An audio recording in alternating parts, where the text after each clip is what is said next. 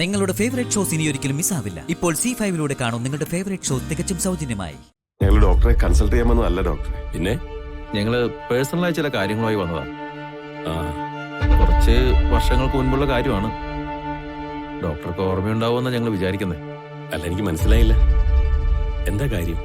Sathyanarayanan എന്നൊരാളെ doctor പണ്ട് ചികിത്സിച്ചിട്ടുണ്ടായിരുന്നില്ലേ? ഓർമ്മയുണ്ടോ? സത്യനാരായണൻ എന്റെ അച്ഛനാണ് ഡോക്ടർ. അത് കുറച്ച് വർഷങ്ങൾക്ക് മുമ്പുള്ള കാര്യമല്ലേ? അതെ. I mean almost 20 years. Yes doctor. അച്ഛൻ മരിച്ചിട്ടിപ്പോ 22 വർഷങ്ങൾ കഴിഞ്ഞു. എനിക്ക് ഓർമ്മയുണ്ട്. അദ്ദേഹത്തിന്റെ അസുഖം വളരെ അസാധാരണമായ ഒന്നായിരുന്നു. അനുദിനം വഷളാവുന്ന ഹെൽത്ത് കണ്ടീഷൻ ആയിരുന്നു സത്യനാരായണന്. അതിന്റെ പിന്നിലെ കാരണം കണ്ടുപിടിക്കാൻ നിരവധി ടെസ്റ്റുകൾ നടത്തേണ്ടതുണ്ടായിരുന്നു. പക്ഷേ എന്താ ഡോക്ടർ, എന്തു പറ്റി? അത് ചികിത്സ തുടർന്നുകൊണ്ടിരിക്കുമ്പോ തന്നെ ഡിസ്ചാർജ് വാങ്ങി അദ്ദേഹത്തെ ആശുപത്രിയിൽ നിന്ന് കൊണ്ടുപോകുമായിരുന്നു. ആരാ ഡോക്ടറെ അങ്ങനെ കൊണ്ടുപോയത്? സത്യനാരായണന്റെ അടുത്ത ബന്ധുക്കൾ തന്നെയായിരുന്നു. അങ്ങനെ ചികിത്സയിലിരിക്കുന്ന ഒരു പേഷ്യന്റിനെ വിട്ടയക്കുന്നത് ഹോസ്പിറ്റൽ റൂൾസിനെതിരല്ലേ സാർ? അവരെന്നത്രയും വാശി പിടിച്ചിരുന്നു. ഒരുപാട് സ്വാധീനം ഉപയോഗിച്ചിരുന്നു. സ്വന്തം റിസ്കിലാണ് കൊണ്ടുപോകുന്നതെന്ന് എഴുതി തന്നിട്ടാണ് അവർ കൊണ്ടുപോയത്. എന്ത് കാരണം പറഞ്ഞിട്ടാ ഡോക്ടറെ അവർ അച്ഛനെ കൊണ്ടുപോകാൻ ശ്രമിച്ചത്? അതെന്റെ ട്രീറ്റ്മെന്റിനെ കുറിച്ച് അവരൊരുപാട് പരാതിയും പറഞ്ഞിരുന്നു. പക്ഷേ അന്നോ അതിനുശേഷമോ ഒരു വിശ്വാസക്കുറവോ പരാതിയോ മറ്റൊരു പേഷ്യന്റ് എന്നോട് പ്രകടിപ്പിച്ചിട്ടില്ല. അറിയാം ഡോക്ടർ, ഒരിക്കൽ പോലും ഡോക്ടർ ട്രീറ്റ്മെന്റിനെ കുറിച്ച് ആരും പരാതി പറഞ്ഞ ചരിത്രം ഞങ്ങളും കേട്ടിട്ടില്ല. എങ്ങോട്ടാ അവർ അച്ഛനെ കൊണ്ടുപോയെന്ന് ഡോക്ടർക്ക് അറിയാമോ? അവർക്ക് കൂടുതൽ വിശ്വാസമുള്ള ഏതോ ഡോക്ടറുടെ അടുത്തേക്ക്. പിന്നീട് ഏതോ ഫാമിലി ഡോക്ടറുടെ കീഴില് വീട്ടിലെ ചികിത്സ തുടർന്നു മറ്റോ ആണ് ഞാൻ അറിഞ്ഞത്. അച്ഛന്റെ ട്രീറ്റ്മെന്റ് ഡിസ്കണ്ടിന്യൂ ചെയ്ത് കൊണ്ടുപോകണമെന്ന് ആരാ ഡോക്ടർ വാശി പിടിച്ചത്? His wife. കൂടുതൽ വ്യക്തമായിട്ടൊന്നും എനിക്ക് ഓർമ്മയില്ല. വയസ്സും പ്രായമൊക്കെ ആയില്ലേ.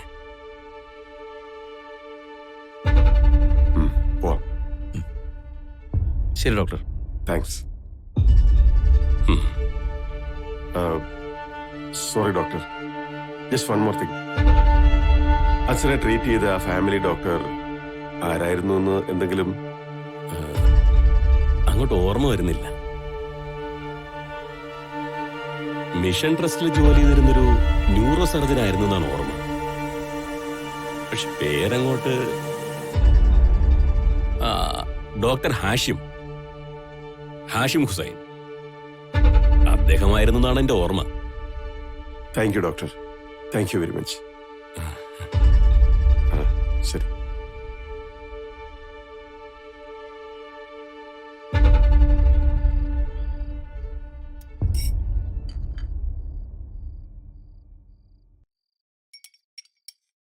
അമ്മേ, ഞാനിന്നൊരാളെ കണ്ടു. പറഞ്ഞു വന്നപ്പോ നമ്മളെയൊക്കെ വളരെ നന്നായി അറിയാവുന്ന ഒരാളായിരുന്നു.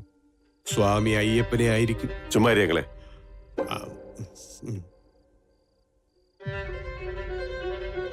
ആരാ മോനെ? ഡോക്ടർ രാജേന്ദ്ര കൈമൾ.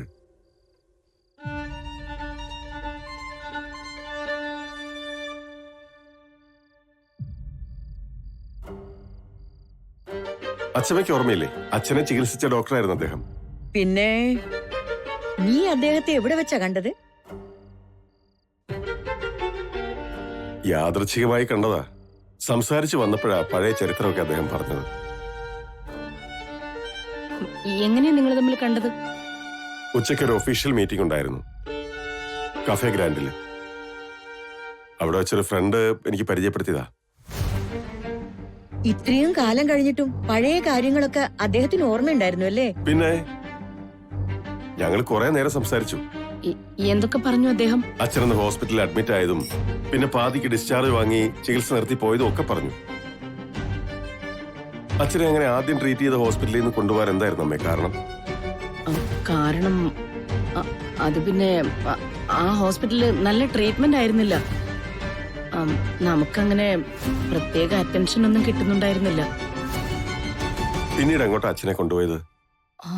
അത് പെട്ടെന്നങ്ങനെ ചോദിച്ചപ്പോ എനിക്ക് ഓർമ്മ കിട്ടുന്നില്ല.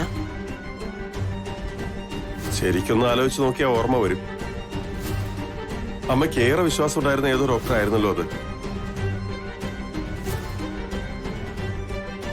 അതുകൊണ്ടല്ലേ അച്ഛനെ അയാളുടെ അടുത്തേക്ക് ട്രീറ്റ്മെന്റിന് കൊണ്ടുപോയത്? അത് ഡോക്ടർ ഹരികുമാരൻ തമ്പി. ഹരികുമാരൻ തമ്പി? അതല്ലായിരുന്നല്ലോ ഡോക്ടറുടെ പേര്. ചേച്ചിയുടെ ഓർമ്മ പശക എനിക്കിപ്പോഴും നല്ല മെമ്മറി.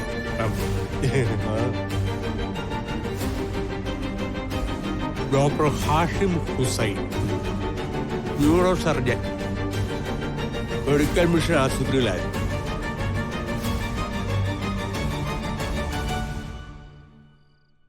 അതെ, അത് തന്നെയാ. എനിക്കിപ്പോഴാ ഓർമ്മ വന്നത്.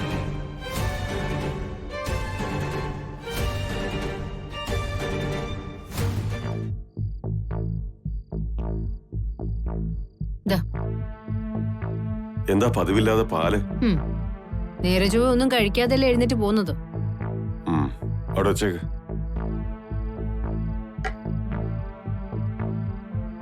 അമ്മയുടെ മുഖത്ത് മിന്നിമാഞ്ഞ കള്ളത്തരം ജീവിതത്തിൽ ആദ്യമായിട്ട് ഇന്ന് ഞാൻ കണ്ടു. ഇനിയും ഒരുപാട് ഗിരി അറിയാനുണ്ട്. ആളുകളെ കൂടുതൽ വ്യക്തമായിട്ട് മനസ്സിലാക്കാനുണ്ട്. മനസ്സിലാവുന്നുണ്ട് സുമി. എന്റെ ജീവിതത്തിലെ ഒരുപാട് കാര്യങ്ങൾ പൊളിച്ചെഴുതാനുണ്ടെന്ന് എനിക്ക് മനസ്സിലായി. പക്ഷേ നമ്മൾ ഒരാൾക്ക് നേരെ വിരൽ ചൂണ്ടുമ്പോൾ അത് വെറും ആരോപണമായി പോകരുതെന്ന് എനിക്ക് നിർബന്ധമുണ്ട്. അതിനു വേണ്ടത് തെളിവുകളാണ്. അത് കണ്ടെത്താനുള്ള വഴിയിലാണ് ഞാൻ. ഡോക്ടർ ഹാഷിം ഹുസൈൻ, അയാളെ ഇനി കണ്ടെത്തേണ്ടത്. അത് കഴിഞ്ഞ കാര്യങ്ങൾക്കൊക്കെ ഒരു വ്യക്തത വന്നേക്കും. എന്റെ മനസ്സില് ഏറെക്കുറെ കാര്യങ്ങൾ ഇപ്പൊ തന്നെ വ്യക്തമാണ്. ചില കാര്യങ്ങൾ ഞാൻ തീരുമാനിച്ചിട്ടുമുണ്ട്. പക്ഷേ ഇനി എന്ത് ചെയ്തിട്ടും എന്ത് കാര്യം ഗിരി? മഹാലക്ഷ്മി അമ്മയെ സംരക്ഷിക്കാനായിട്ട് നമുക്കായില്ലല്ലോ. ആ പാവ എവിടെയാണെന്നോ എങ്ങനെയാണെന്നോ നമുക്കറിയില്ലല്ലോ. നടന്ന എല്ലാ അന്യായങ്ങളുടെയും ഫലം അനുഭവിച്ചത് അവരല്ലേ. ഗിരിയുടെ ഒരൊറ്റ സ്നേഹത്തിനും നല്ല വാക്കിനും വേണ്ടി അവർ ഒരുപാട് കുതിച്ചിരുന്നു. സുമി, സുമി എന്നോട് ക്ഷമിക്കണം. ഞാനൊരു തെറ്റ് ചെയ്തു പോയിട്ടുണ്ട്. മനഃപൂർവ്വമല്ല, ഒരു വലിയ സർപ്രൈസ് ആക്കാൻ വേണ്ടി വെച്ചിരുന്ന ഒരു കാര്യമാണ്. പക്ഷെ പിന്നീട് അങ്ങോട്ട് നടന്ന ഓരോരോ കാര്യങ്ങളിൽപ്പെട്ട് അതങ്ങ് നീണ്ടു പോയി. എന്താ ഗിരി, സർപ്രൈസ് ഒന്നും വേണ്ട, കാര്യം പറഞ്ഞാൽ മതി. ഹേയ്, അത് പറയാനുള്ളതല്ല, സുമിയെ കൊണ്ടുവന്ന് കാണിക്കാനുള്ളതാണ്.